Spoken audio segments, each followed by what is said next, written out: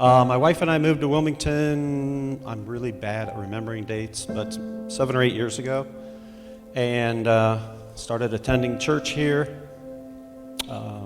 22 months ago, my wife passed away. Last time Dale made me cry, this time I'm doing it by myself, so. I gotta say, I love hearing about how our church is moving and operating, how God's working through our church, but one of the highlights of my day is making you cry. Absolutely. So, I've been doing the man alone at home thing, and Kim's sister, Tracy, her husband passed away about 6 months ago. And she lives in Athens County. Well, we've been helping each other. So she's got a 100 and some acre farm, and I go cut wood and do projects around there. She comes to my place in Wilmington here and looks at my flower beds like, you gotta be kidding me. So she helps weed and get those under control. She helped me redo an area, planted a bunch of new flowers and stuff, looked awesome. But so on her last visit, she astutely noticed that she said, "Ron, you really need to consider hiring somebody to clean the inside of your house." So it's like, that was like shocking to me. But my 2 dogs, my cat, and myself, it's like, I don't see the issue anyway. So not too long after that, I got a phone call from Cheryl Brockmeyer, and she said, "Hey, we are looking for people that we could help do projects around your property. Have you got anything there that we could help you with?" And I didn't even think about cleaning my house. I mean, that was just kind of silly. But I knew my windows had not been washed for about 100 years. And so I thought, "Do you guys do windows?" And so she said, "Well, yes, we'll do that." So she said, "I'll put you on the schedule." So a few weeks went by, and then I got a call from Jennifer, and she said, "Hey, we've got a crew of 5 workers that want to come and clean your house."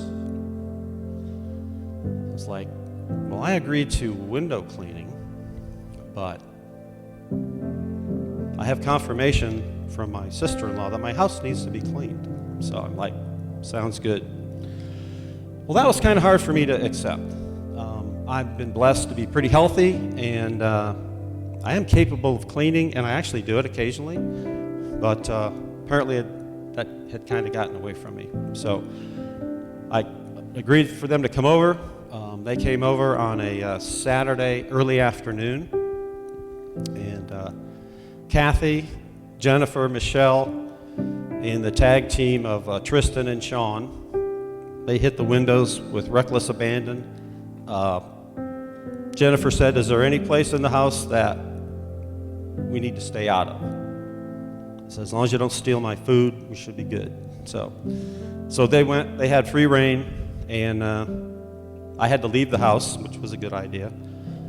I was out in the garage just working on projects and doing some outdoor stuff. But they spent like 3 hours just cleaning. It was crazy. When they were finished, Kim would have been amazed. You mentioned that it was difficult for you to accept help. And part of what we're trying to do is encourage our church to serve, but sometimes we need to know where to serve. What would you say to us to encourage us to ask for help? Because that's hard for anybody. So how can you encourage, because we have so many people that want to serve. We want to be activated. We want to go help. We have so many people that want to do that. But sometimes we just don't know where. How could you encourage somebody who has a need, a real need, but they still can't take that step to ask for help? What would you say to that person? Well, if you're a manly man like me, just swallow your pride, stupid, and pray, and let the Spirit lead you and direct you. That's pretty good advice for anybody. Thank you, Ron, for sharing. All right.